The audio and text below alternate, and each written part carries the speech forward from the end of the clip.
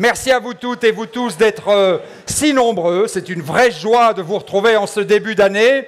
Et permettez-moi tout d'abord de vous adresser, comme le veut la tradition, mes meilleurs vœux pour 2025. Je vous souhaite évidemment la meilleure santé. Je vous souhaite plein d'amour. Prenez du temps pour vous, prenez du temps pour celles et ceux que vous aimez, parce que c'est le sel de l'existence, mais aussi parce que nous allons en avoir besoin. On est bon dans son engagement que si l'on est bien en soi-même. Alors, chers amis, soyez heureux, c'est le parti qui vous le demande.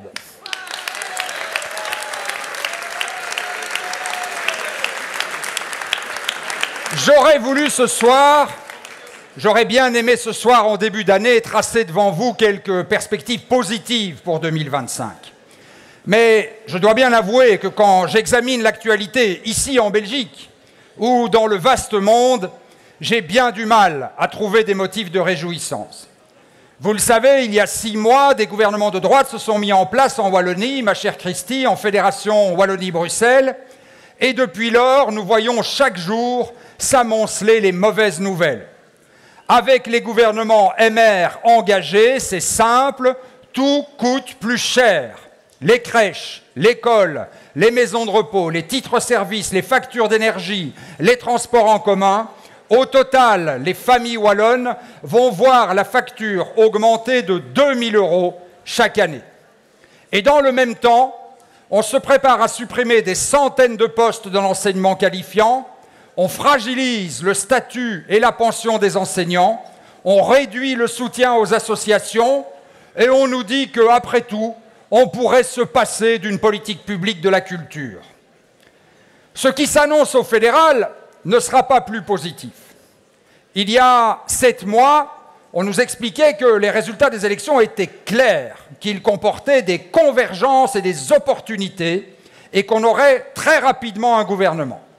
Entre-temps, le formateur s'est rendu près de 20 fois chez le roi, c'est un record, les délais ont été constamment reportés et chaque jour on lit dans la presse les petites querelles entre les négociateurs.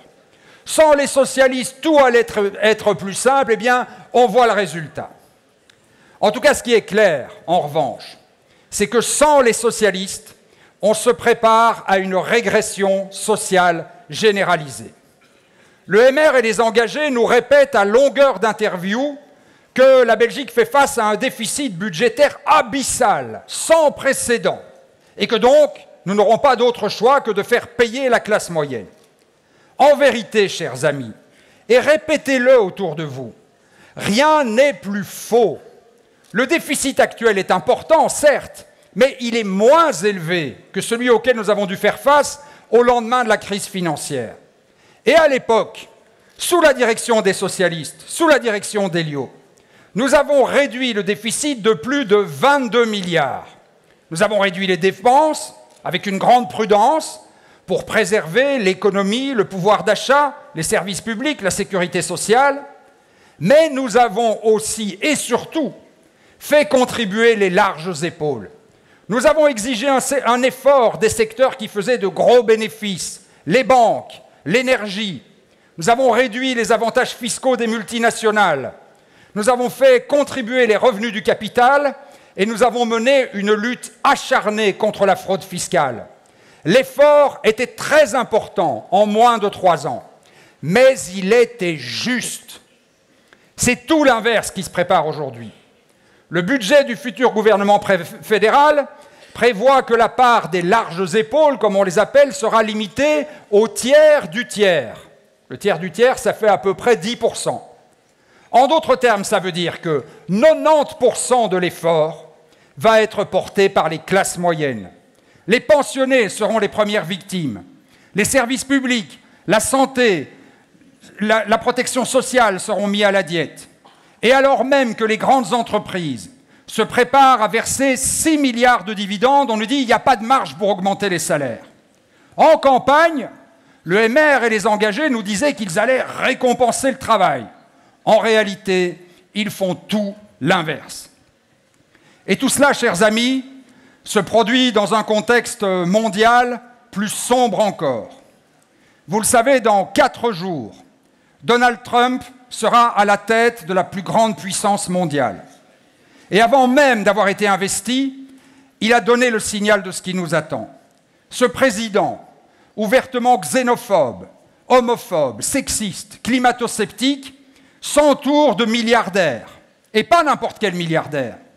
Ses alliés sont les géants de la tech, qui possèdent les technologies de l'information les plus puissantes et qui détiennent un monopole de fait sur tout ce qui contribue à former l'opinion. Avec l'intelligence artificielle, ils vont pouvoir produire des images et des sons qu'il est pratiquement impossible de distinguer du réel. Et à travers leurs réseaux sociaux, ils pourront diffuser leurs messages vers des milliards de citoyens à travers le monde. Aujourd'hui déjà, Elon Musk défend ouvertement les partis d'extrême droite. Et je ne sais pas si vous avez vu la procédure d'investiture de Donald Trump, mais il a invité tous les leaders les plus réactionnaires du monde, Milei, Bolsonaro, Orban, Meloni, Zemmour, ils seront tous là. Les seuls Belges invités sont les leaders du Vlaams Belang. Ce n'est plus une cérémonie d'ouverture, c'est le grand rassemblement mondial de l'extrême droite. Leur but est simple, détruire toute forme de régulation, attaquer tous les mécanismes de redistribution des richesses pour permettre à quelques oligarques de consolider leur monopole et de faire encore plus de profit qu'aujourd'hui. Et ce n'est malheureusement pas seulement un phénomène américain. L'extrême droite étend chaque jour son emprise sur le continent européen. Elle dirige aujourd'hui les gouvernements en Hongrie, en Italie, demain en Autriche. Elle participe aux majorités avec la droite aux Pays-Bas, en Finlande et même dans certaines régions espagnoles. Elle soutient les gouvernements conservateurs en Suède et même en France. C'est politiquement le fait le plus marquant de notre époque. Partout, la digue qui séparait la droite de l'extrême droite a cédé ou est en train de céder. Longtemps, nous avons pensé que nous, les Wallons et les Bruxellois, nous vivions dans une enclave protégée des vents mauvais, le petit village gaulois qui résistait à l'envahisseur. Mais ce temps est révolu. L'esprit de la droite radicale est en train de s'installer chez nous. Vous savez, je n'aime pas beaucoup parler des autres, et je m'efforce toujours de ne pas leur donner la publicité qu'ils recherchent.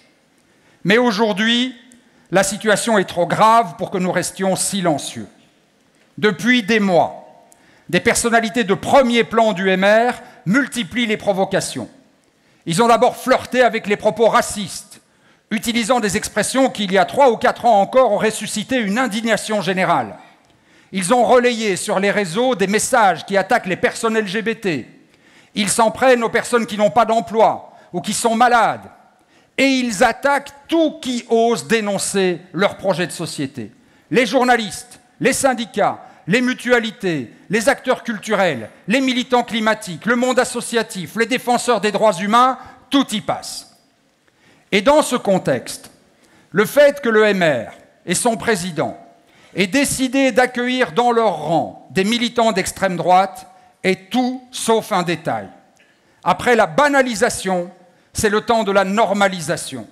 C'est la suite logique d'une stratégie de radicalisation à droite entamée depuis de longs mois. Nous l'avons dénoncée.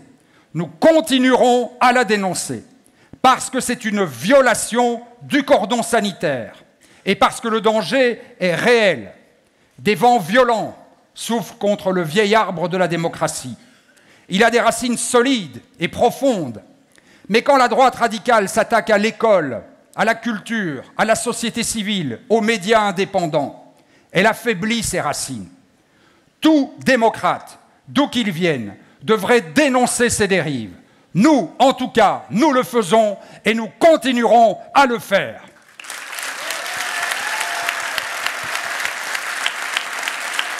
Alors, chers amis, chers camarades, à ce stade de mon intervention, je vous ai peut-être plongé dans un profond désarroi. Je vois quelques mines un peu découragées.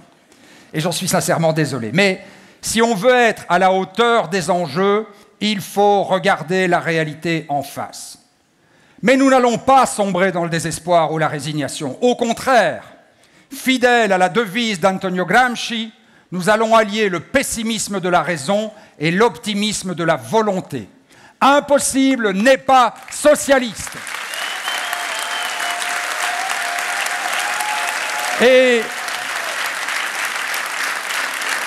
si nous avons conscience de la gravité des enjeux, nous savons aussi que nous avons des ressources et nous allons les mobiliser comme jamais. C'est tout le sens du travail de refondation que nous entamons en ce début d'année 2025. D'un côté, nous allons faire, et nous avons commencé, notre travail d'opposition, de manière loyale et constructive. Nous allons dénoncer jour après jour les faux semblants de ceux qui prétendent qu'il n'y a pas d'alternative à l'austérité. Nous allons montrer qu'il est possible de défendre et de récompenser le travail, de protéger les services publics, le pouvoir d'achat, la sécurité sociale. Dans tous les parlements, nous porterons des propositions qui démontrent de manière concrète et détaillée que l'on peut faire autrement. C'est vrai qu'il y a peu de signes d'espoir dans le monde d'aujourd'hui, mais il y en a quand même. En Espagne, notre camarade Pedro Sánchez dirige un gouvernement de gauche qui prouve par son action qu'une politique de progrès est à la fois possible et efficace. Nos amis espagnols ont augmenté les salaires, et le salaire minimum en particulier.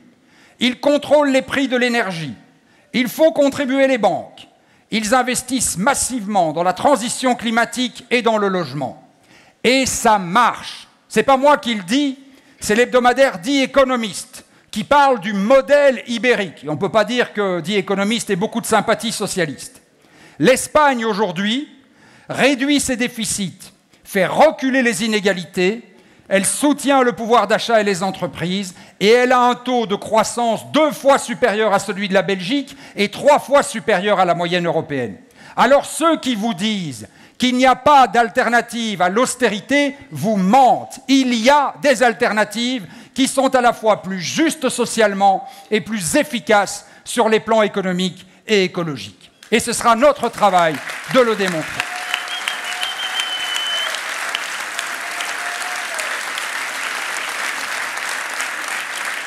Nous allons aussi, au cours des prochains mois, travailler sur nous-mêmes. C'est vrai que dans le monde que je vous ai brièvement décrit, il est plus difficile que jamais de défendre des idées de justice et de solidarité. Nous avons le vent de face. Mais loin de nous décourager, ces temps difficiles vont décupler notre énergie. Nous allons d'abord prendre le temps de nous interroger sur les raisons pour lesquelles tant de citoyens se laissent tenter par les sirènes de la droite radicale. Nous allons les écouter. Et je compte sur vous, militantes et militants, pour vous impliquer dans ce grand exercice de démocratie ouverte. Je veux vous entendre et je veux que vous nous aidiez à entendre ceux que l'on n'entend pas. Celles et ceux qui vivent seuls, qui n'osent pas, qui parfois tentent de dire leurs difficultés, mais dont la voix est trop souvent étouffée. Ce sera la première étape de notre refondation. Elle commence demain et elle durera au moins jusqu'à l'automne prochain. Et ensuite, nous entrerons dans une grande phase de redéfinition de notre projet, en prenant là aussi le temps nécessaire. Que ceux qui parmi vous seraient inquiets, parce que parfois je reçois des messages, se rassurent. Il ne s'agit évidemment pas d'abandonner nos valeurs, bien au contraire. Je suis convaincu que dans les temps obscurs que nous traversons, nous avons plus besoin que jamais des socialistes. Et nous allons reprendre l'offensive. Je vous avoue que j'en ai assez. Oui, nous allons reprendre l'offensive. Parce que j'en ai assez de ces caricatures qui nous rendent responsables de tous les malheurs de la Terre, comme si nous n'avions jamais gouverné seuls, comme si le MR n'était pas au pouvoir depuis 25 ans sans discontinuer. Alors j'en ai assez de ces discours qui nous disent qu'il suffit d'écarter les socialistes pour que tout aille mieux. On voit bien ce que ça donne en Wallonie, on voit bien ce que ça donne au fédéral. Nous n'allons pas nous laisser traiter de la sorte. Et nous n'allons jamais nous excuser d'être de gauche et de porter avec fierté des valeurs de justice et de solidarité. Chers amis, il faudra réaffirmer nos valeurs, parce qu'elles sont plus nécessaires que jamais. À la volonté de tout déréguler, nous opposerons la construction de nouvelles protections pour nos concitoyens. À ceux qui rêvent d'imposer partout l'intelligence artificielle, nous opposerons la force de la sensibilité et du travail humain. Au projet des milliardaires qui veulent se libérer de toute entrave, nous opposerons une vraie justice fiscale. Aux attaques systématiques contre les droits fondamentaux, nous répondrons en ouvrant une nouvelle ère des droits et des libertés. Et à ceux qui rêvent d'affaiblir les racines de la démocratie, pour donner libre cours à leurs fantasmes autoritaires, nous répondrons par un projet de démocratie enrichie, enracinée, plus participative et plus inclusive. La droite sème le désordre et la discorde. Nous lui opposerons la force de la règle et la puissance de la solidarité. Chers amis,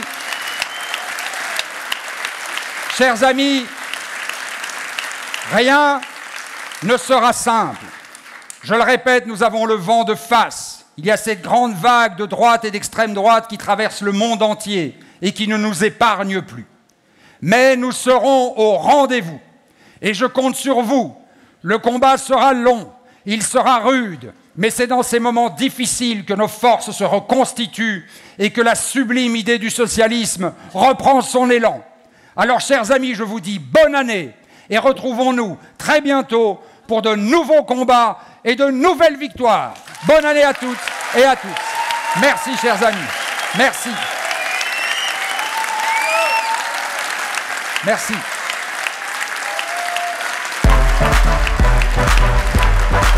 Merci.